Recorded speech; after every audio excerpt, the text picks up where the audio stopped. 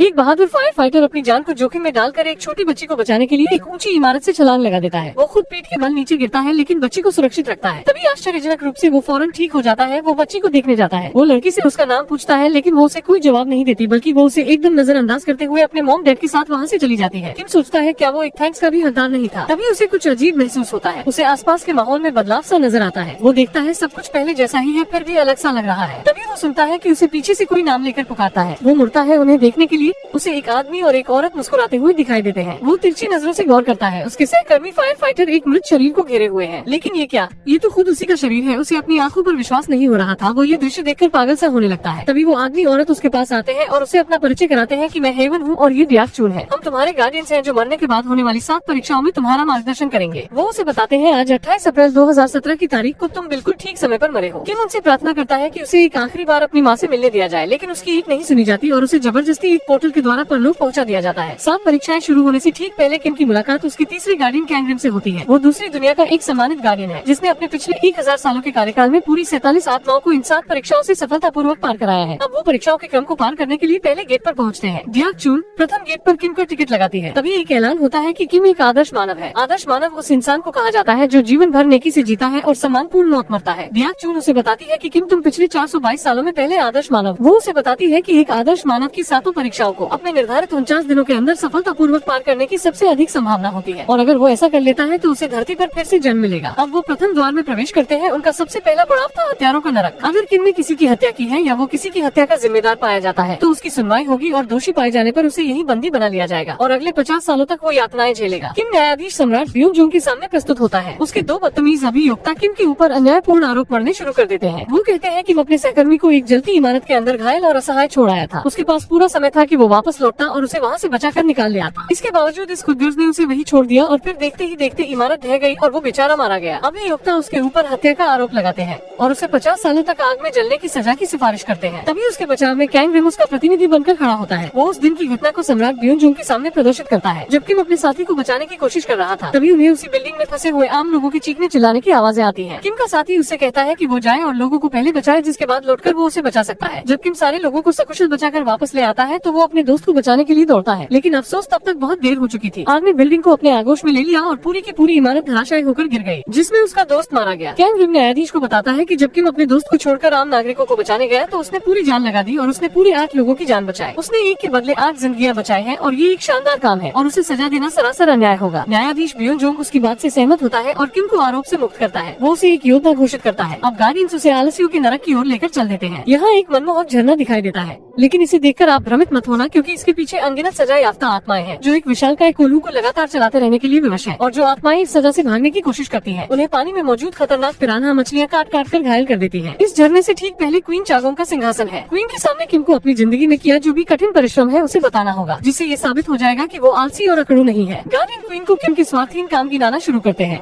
जिन्हें उसने fire fighter रहते हुए अंजाम दिया था। क्वीन उसके कामों को देखकर इतनी ज्यादा खुश होती है कि वो खड़े होकर उसके लिए तालियां बजाती है। वो उससे अत्यधिक प्रभावित होकर पूछती है कि तुम्हें ये सुंदर कार्य करने की प्रेरणा कैसे मिलती थी, लेकिन किम उसे जवाब देता है कि उसने ये सब काम सिर्फ पैसों के लिए किए थे। उसका ये जवाब सुनकर क्वीन क्रोधित हो जाती है। वो कहती है कि तुम्हारे लिए पैसा ही भगवान है। वो अभियोक्ताओं से कहती है कि उसे झरने के पार भेज दिया जाए। अब जैसे ही किम किनारे पर पहुंचने वाला था, कैंग रिम और हेवन पानी में कूद जाते हैं और किम की मदद करने की कोशिश करते हैं। कैंग रिम क्वीन से याचना करता है कि वो किम के पिछले जीवन पर एक बार फिर नजर डाले और इस बार वो क्वीन को किम की जिंदगी का दूसरा पहलू दिखाता है। वो क्वीन को दिखाता है कि किम की जिंदगी बहुत कठिन थी। वो दिन में थका देने वाले अपने फायर फाइटर के जॉब के बाद भी रात में अलग पार्ट टाइम जॉब करके पैसे कमाता था। यहाँ तक कि वो वीकेंड्स में भी काम की तलाश में रहता था। उसने जिंदगी में अपने आराम के लिए कभी समय निकाला ही नहीं और ये सब उसने सिर्फ अपनी बीमार माँ की अच्छी देखभाल और अपने छोटे भाई का सुप्रीम कोर्ट जज बनने का सपना पूरा करने के लिए किया। वो ये कहते हुए अपनी बात खत्म करता है कि अगर किम ने अपने परिवार के लिए काम नहीं किया होता तो शायद वो आज जिंदा भी नहीं होते। अब क्वीन अपना अंतिम निर्णय सुनाती है। वो कहती है कि हालांकि किम ने काम पैसे कमाने के लिए किया, लेकिन उसका उद्देश्य स्वार्थहीन था। वो सच में उन गिने चुने इंसानों में से है जो दूसरों के लिए अपनी जिंदगी जीते हैं। अब अगले चरण के लिए जाते हुए रास्ते में भयानक मॉन्स्टर्स उनके ऊपर घात लगाकर हमला कर देते हैं। बहुत मुश्किलों से किसी तरह दुर्गम रास्ते को पार करने के बाद कैंग रिम किम को बताता है कि मॉन्स्टर्स के हमले का मतलब ये है कि उसके परिवार का कोई सदस्य मर गया है और उसकी आत्मा प्रतिशोध के लिए धरती पर भटक रही है और इसी वजह से उनके रास्ते में ये रुकावटें आ रही हैं। किम चिंतित होता है कि कहीं उसकी माँ तो नहीं गुजर गई। कैंग रिम कहता है इस समस्या से पार पाने का सिर्फ एक ही तरीका है, हमें किम के परिवार के उस सदस्य की बॉडी को ढूंढकर उसे जलाना होगा। वो मृतक को ढूंढने के लिए धरती पर पहुंचता है। उधर गार्डियन किम की आंखों पर काली पट्टी बांध देते हैं क्योंकि वो मॉन्स्टर्स देखने के लिए उसकी आंखों का इस्तेमाल कर रहे थे। अब वो उसे अगले पड़ाव पर ले जाते हैं जो है धोखे का नरक, जहाँ उसका फैसला फैसला धोखे की देवी को करना है। किम ने अपने जीवन में क्या क्या झूठ बोले हैं और उनका क्या प्रभाव हुआ है। अभियुक्ता उसके खिलाफ धोखाधड़ी का आरोप लगाते हैं। किम ने लगभग 100 झूठे पत्र लिखे जो उसने अपने मृत सहकर्मियों के बच्चों को लिखे थे। वो न्यायाधीश के सामने एक उदाहरण रखते हैं कि उसका एक सहकर्मी जो बचाव कार्य के दौरान मारा गया था। किम उसकी बेटी जियान को उसका पिता बनकर पत्र लिखता था। उसने उन पत्रों के जरिए जियान का उत्साह बढ़ाने और उसे सही दिशा दिखाने की कोशिश की थी। किम कहता है कि वो तब एक छोटी सी बच्ची थी और वो चाहता था उसे उस दुख का एहसास न हो। लेकिन अभियुक्ता कहता है कि क्या उसने कभी ये सोचा कि जब लड़की को पता चलेगा कि वो सारे पत्र नकली थे तो उसे कितना दुख पहुंचेगा। किम के पास इसका कोई जवाब नहीं था और अब न्यायाधीश सजा के तौर पर उसकी जीभ काटने का आदेश देती है। तभी डियाक चून उसका पक्ष रखने सामने आती है। वो न्यायाधीश को किम के दूसरे और नकली पत्र दिखाती है जो उसने अपनी माँ को लिखे थे। इन पत्रों में किम ने अपनी माँ को लिखा था कि उसने परिवार बसा लिया है और उसका एक बेटा भी है और वो एक खुशहाल जिंदगी जी रहे हैं। ये सब झूठ था। किम ने कभी शादी की ही नहीं थी और न ही उसके बच्चे थे। डियाक चून बताती है कि किम ने अगर ये पत्र अपनी माँ को न लिखे होते तो उस वक्त उसकी माँ जो गंभीर बीमारी से जूझ रही थी वो कभी भी उससे बाहर नहीं निकल पाती। उन लेटर्स ने उसे बीमारी से लड़ने की शक्ति दी थी। अभियुक्ता एक बार फिर उससे पूछता है कि उस दुख का क्या जो उसकी माँ को सहन करना पड़ता अगर उसे पता चलता कि ये सब झूठ था। डियाक चून कहती है कि किम ये पत्र कभी नहीं लिखता अगर माँ गंभीर बीमार न होती और उन पत्रों की वजह से जो खुशी उसे मिली उससे वो बहुत जल्दी ठीक हो गई। और अगर उसने उस बच्ची को वो पत्र न लिखे होते तो उसका अपनी पढ़ाई पर से ध्यान हट जाता। किम ने ये झूठ औरों की भलाई के लिए बोले थे न कि अपने लिए। न्यायाधीश अब किम को सारे आरोपों से मुक्त कर देती है और उसे जाने देती है। उधर पृथ्वी पर कैंग रिम किम के घर उसकी माँ को देखने जाता है जो एक गूंगी बहरी महिला है। वो कहता है कि वो यहाँ किम के प्रति अपना आदर प्रकट करने आया है। लेकिन जब माँ वहाँ से चली जाती है तो कैंग रिम का सामना किम के भाई होंग की आत्मा से होता है जो अगरबत्ती के धुएं के पीछे छिप रहा था। कैंग रिम उससे पूछता है कि तुम्हारी मौत कहाँ हुई थी, लेकिन आत्मा वहाँ से भाग निकलती है और कैंग रिम उसका पीछा करता है। आत्मा उसके हाथ से निकल जाती है जिसके बाद वो किम और गार्डियन से संपर्क करता है। वो उसे बताता है कि उसकी माँ और भाई बिल्कुल ठीक है और जब किम खुशी मनाते हुए झूमने लगता है कैंग रिम गार्डियंस को उसके भाई के बारे में सच्चाई बताता है। वो कहता है कि किम के आगे की परीक्षाओं को सफलतापूर्वक पार करने के लिए यही अच्छा है कि वो सच न जाने। अब वो आत्मा को ढूंढकर खत्म करने के अपने मिशन को जारी रखता है जबकि किम और दूसरे गार्डियन अगले पड़ाव के लिए अपनी यात्रा पर निकल पड़ते हैं। रास्ते में किम डियाक चून को बताता है कि वो मरने से पहले अपनी माँ को एक राइस कुकर गिफ्ट करना चाहता था। वो उनका शुक्रिया करना चाहता था कि उन्होंने उसके और उसके भाई को बचपन से बड़े होने तक स्वादिष्ट चावल पकाकर खिलाए थे। वो बताता है कि उसने उस कुकर में उसके लिए एक आखिरी पत्र भी छोड़ा था। इस पत्र में उसने सारा सच लिखा था कि कैसे उसने पिछले पत्रों में झूठ लिखा था ताकि वो खुश रहे और उस पर गर्व करे और वो उसे कितना ज्यादा प्यार करता है। अब वो अन्याय के नरक पहुँचते हैं। यहाँ आत्माओं को जरूरतमंदों की मदद करने से इनकार करने के जुर्म में सैकड़ों सालों तक सजा मिलती है। लेकिन क्योंकि किम एक आदर्श मानव है उसे इस नरक में बिना सुनवाई के आगे जाने दिया जाता है। उधर पृथ्वी पर कैंग रिम मिलिट्री बेस पर पहुँचता है जहाँ किम का भाई होंग तैनात था। उसे पता चलता है कि किम के भाई होंग को यहाँ भगोड़ा घोषित कर दिया गया है और मिलिट्री उसे तलाश कर रही है। लेकिन ये एक अजीब बात थी कि वो भला क्यों भागेगा जबकि कुछ दिनों बाद ही वो सेना से रिटायर होने वाला था। कैंग रिम एक कमांडर का भेष धारण करता है और होंग के केस की पड़ताल करता है। वो लेफ्टिनेंट पार्क से सवाल जवाब करता है जिसने होंग को ड्यूटी पर तैनात किया था। वो उसकी बातों से समझ जाता है कि वो कुछ छुपा रहा है। इसके बाद वो सार्जेंट डॉन यंग के पास जाता है जो उस रात होंग के साथ ड्यूटी पर अकेला था जब वो गायब हुआ था। वो उसके समय को पीछे ले जाकर देखता है कि वो होंग का पूरी मिलिट्री में इकलौता दोस्त था। जहाँ हर कोई डॉन यंग को शर्मीला और डरपोक मानता था। होंग कठिन समय में उत्साहवर्धक गीत गाकर उसके उत्साह को बढ़ाता था। अब कैंग रिम उस रात के समय में जाकर देखता है जब होंग गुम हुआ था। उस रात डॉन यंग घबराया और डरा हुआ दिखाई दे रहा था। वो घबराहट में अपनी राइफल की सेफ्टी प्लग को ऑन ऑफ कर रहा था। वो इस बात से डरा हुआ था कि कुछ समय बाद होंग रिटायर हो जाएगा और उसके बाद मुझे परेशान करने वालों से सामना करने के लिए वो मेरे साथ नहीं होगा। होंग उसे बताता है कि वो सेवा मुक्त होने के बाद भी उससे मिलने आता रहेगा और लेफ्टिनेंट पार्क तो उसके साथ ही है। वो गले मिलते हैं। होंग डॉन यंग से अपनी राइफल को सही से पकड़ने के लिए कहता है। ऐसा करते हुए गलती से उससे होंग के ऊपर एक राउंड फायरिंग हो जाती है। होंग डॉन यंग को लेफ्टिनेंट पार्क को बुलाने के लिए कहता है और जब लेफ्टिनेंट पार्क दौड़कर वहाँ आता है वो न सिर्फ इसे आर्मी बेस में रिपोर्ट न करने का निर्णय करता है बल्कि वो डॉन यंग को होंग की बॉडी को छिपाने में उसकी मदद करने के लिए राजी करता है। वो उससे कहता है कि होंग भी यही चाहेगा। कैंग रिम ध्यान देता है होंग उस समय मरा नहीं था। उसके बावजूद दोनों ने उस घटना को छुपाने के लिए मिलकर उसे जिंदा दफना दिया। होंग की बॉडी ढूंढने के बाद कैंग रिम उसे नष्ट नहीं करता बल्कि वो होंग की आत्मा के प्रतिशोध में उसकी मदद करने का फैसला करता है। उधर परलोक में जाते हुए किम याद करता है कि उसका छोटा भाई केबल कार में बैठना चाहता था। डियाक चून बताती है कि हम गार्डियंस भी कभी धरती पर इंसान हुआ करते थे लेकिन हमारी पिछली जिंदगी की यादाश्त को मिटा दिया गया। इस बात पर डियाक चून और हेवन के बीच बहस छिड़ जाती है। उनकी बहस के बीच ये खुलासा हो जाता है कि किम का भाई मर चुका है और उसकी आत्मा प्रतिशोध में भटक रही है। कैंग रिम धरती पर डॉन यंग का पीछा करते हुए एक क्लब में पहुंचता है। वो देखता है होंग की आत्मा उसे मारने की कोशिश कर रही है। एक बार फिर दोनों के बीच भयंकर पकड़ा पकड़ी शुरू होती है और अंत में कैंग रिम होंग की आत्मा को पकड़ लेता है। वो होंग से अब रुक जाने के लिए कहता है। वो कहता है कि तुम मेरे साथ चलकर अपने भाई की परलोक में चल रही कठिन परीक्षाओं में उसकी मदद करो। लेकिन कैंग रिम ये सुनकर हैरान रह जाता है कि होंग ने अपने भाई किम को पिछले 15 सालों से देखा ही नहीं है जब से वो घर छोड़कर भाग गया था और वो उससे नफरत करता है। अब होंग भाग निकलता है। डॉन यंग किम की माँ के घर जाता है और वो कुछ अंदर फेंक कर भाग जाता है। किम की माँ देखती है कि ये एक नक्शा है जो होंग की बॉडी का पता बताता है। होंग भी उस नक्शे को देखता है। उधर डॉन यंग एक गलत फैसला लेने जा रहा है और कैंग रिम उसे ऐसा करते हुए देख रहा है। तभी होंग की आत्मा पीछे से आती है और वो कैंग रिम से डॉन यंग की जिंदगी को बचाने की प्रार्थना करता है और इसके बदले वो जैसे कहेगा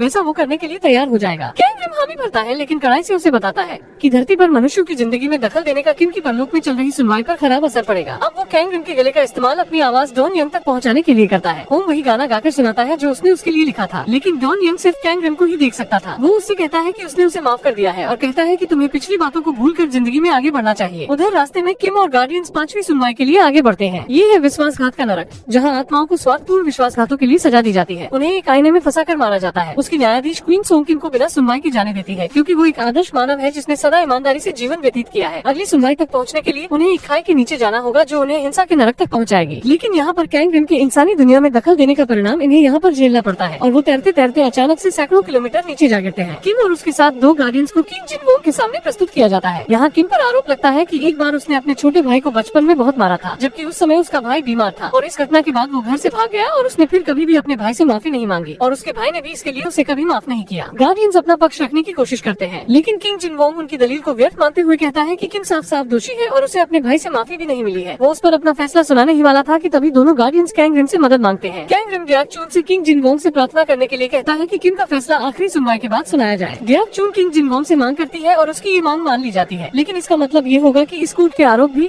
सुप्रीम कोर्ट के आरोपों के साथ में प्रस्तुत किए जाएंगे और अगर किम दोषी पाया जाता है तो किम को अतिरिक्त सजा मिलेगी ही और उसके गार्डियन से भी उनके गार्डियन होने के सभी अधिकार छीन लिए जाएंगे। अब वो यहाँ अगली सुनवाई के लिए आगे बढ़ते हैं। ये था नालायक संतानों का नरक, जहाँ इस आधार पर सुनवाई होती है कि आपने अपने माता पिता के साथ किस तरह का व्यवहार रखा है। कोर्ट में पहुँचने से पहले किम अपने दोनों मौजूद गार्डियंस के सामने कबूल करता है कि मैं एक अच्छा बेटा नहीं था। हमारी माँ लाइलाज बीमारी से मर रही थी और उनके अलावा हमारा कोई नहीं था। मैं और मेरा भाई हर रोज भूख से मरते थे। 15 साल पहले उस दिन जब मैं घर छोड़कर भाग गया था, मैंने अपनी बीमार माँ को मारने की कोशिश की थी। वो सोई हुई थी, लेकिन तभी मेरा भाई जाग गया और उसने मुझे रोकने की कोशिश की। मैंने उसे बहुत मारा और फिर मैं भाग गया। उस वक्त मेरा इरादा था कि माँ को मारने के बाद मैं ढेर सारी नींद की गोलियां खाने में मिलाकर खुद और अपने भाई को खिला दूंगा और इस तरह हम दोनों भी मर जाते। उस दिन के बाद मैंने अपने भाई और माँ को नहीं देखा, मैं सिर्फ उन्हें पत्र लिखता रहा। उसकी राज सुनकर हेवन सोचता है गई भैंस पानी में। उधर कैंग रिम होंग की आत्मा को पवित्र कर देता है। होंग अपनी माँ को आर्मी बेस पर जाते हुए देखता है, जो अपने बेटे के लिए प्रदर्शन करने वहाँ आती है और क्योंकि वो गूंगी है उसके पास एक संदेश था जिसमें उसने अपने बेटे को ढूंढने में उसकी मदद के लिए लिखा था। तभी लेफ्टिनेंट पार्क वहाँ आता है और उसे रोकने की कोशिश करता है। वो उसे धक्का देता है जिससे होंग गुस्सा होकर उसकी तरफ बढ़ता है। होंग की माँ लेफ्टिनेंट को वो नक्शा दिखाती है जिससे लेफ्टिनेंट पार्क और भी ज्यादा आग बबूला हो जाता है। वो उसे धक्का देकर जमीन पर गिरा देता है। इसके बाद वो उसे एक एम्बुलेंस में डाल देते हैं। ये देखकर एक बार फिर होंग अपने प्रतिशोध वाले स्वरूप में वापस आ जाता है और वो अपने क्रोध से एक बड़ा तूफान पैदा कर देता है और इसका प्रभाव दूसरी दुनिया में दिखाई देता है। रेतीले दानव किम और गार्डियंस के ऊपर हमला करना शुरू कर देते हैं। उधर कैंग रिम को लेफ्टिनेंट पार्क को होंग की गिरफ्त से निकालने में मुश्किल हो रही थी, इसलिए वो मदद के लिए हेवन को बुलाता है। जैसे जैसे लड़ाई बढ़ती जा रही थी, किम धीरे धीरे रेत में समाता चला जा रहा था। तभी होंग देखता है उसका भाई रेत में धंसने वाला है। वो अपने प्रतिशोध के स्वरूप को शांत करता है। उसके ऐसा करते ही अंतिम सुनवाई की अदालत उसके सामने प्रकट होती है। परलोक के किंग यमराज किम पर लगे आरोपों को पढ़ते हैं। वो बताते हैं किम के ऊपर 15 साल पहले अपनी माँ को मारने की कोशिश करने का आरोप है और कारण से उसे सजा दी जाएगी। डियाक चून किम के सामने याचना करती है। वो कहती है उस समय किम की माँ सो रही थी और वो इससे अनजान थी, तो उसे उस गुनाह के लिए कैसे सजा दी जा सकती है जो उसने कभी किया ही नहीं और उसकी माँ भी जिससे अनजान थी। किंग यमराज उसकी अधूरी जानकारी को सुधारता है। वो उसे कर्म के आईने में दिखाता है कि वास्तव में किम की माँ उस समय जागी हुई थी और वो बस सोने का दिखावा कर रही थी। जब उसने देखा उसका बेटा उसे मारने जा रहा है तो वो अंदर ही अंदर रोने लगी, क्योंकि उसका दिल टूट गया था। लेकिन वो जानती थी ऐसा होने से उसके बच्चों की जिंदगी आसान हो जाएगी, इसलिए वो उनके लिए अपना बलिदान देने के लिए तैयार हो गई। अब जैसे ही किम को ये बात पता चलती है, वो घुटनों के बल नीचे गिर जाता है। वो फूट फूट कर रोता है। किंग यमराज से अपने लिए सजा की भीख मांगता है जिसका वो हकदार है। अब जैसे ही अभियोक्ता उसके खिलाफ आरोपों को पढ़ना शुरू करते हैं, तभी अचानक एक भूकंप उठता है और कर्म के आईने में हम देखते हैं होंग एम्बुलेंस में बेहोश पड़ी अपनी माँ के सपनों में प्रवेश करता है। वो अपनी माँ को बताता है कि देखो माँ, मैं मरने के बाद दूसरी दुनिया में सुप्रीम कोर्ट का जज बन गया हूँ। वो माँ को उस दिन की याद दिलाता है जब उसके भाई किम ने परिवार को खत्म करने का प्रयास किया था। वो उसे बताता है कि किम ने उन्हें मारने की कोशिश तो जरूर की थी, लेकिन वो ऐसा कर नहीं सका और घर छोड़कर भाग गया। लेकिन फिर भी उसने हमें छोड़ा नहीं। वो अपराध बोध में हमसे दूर रहा और हमें सहारा देने के लिए वो पूरी जिंदगी गुलामों की तरह काम करता रहा। अगर उसने हमारे लिए ये नहीं किया होता तो हम बहुत पहले मर गए होते। इसके बाद होंग अपने भाई को माफ कर देता है और अपनी माँ को गले लगा लेता है और आज पहली बार वो उसे बोलते हुए सुनता है। वो उसे नाम से पुकारती है और उसे सांत्वना देती है। वो उसे बताती है कि ये सब मेरी ही गलती थी, ये सब कुछ होता ही नहीं अगर मैं एक अच्छी माँ होती। ये सुनकर किंग यमराज निर्णय लेता है कि सारे आरोप रद्द किए जाते हैं। जिस पाप के लिए धरती पर माफी मिल चुकी हो उसके लिए परलोक में कोई सजा नहीं है। वो निर्देश देता है कि स्वर्ग के दरवाजे पर पहुंचते ही किम को फिर से धरती पर जन्म दे दिया जाए। जाने से पहले किम डियाक चून का धन्यवाद करता है। उधर कैंग रिम धरती को छोड़ने से पहले किम की माँ को किम का राइस कुकर पहुंचा देता है। घर जाकर वो उसे खोलती है, उसे किम का पत्र मिलता है। वो पत्र पढ़ती है और मुस्कुराती है और यहीं पर कहानी का अंत हो जाता है।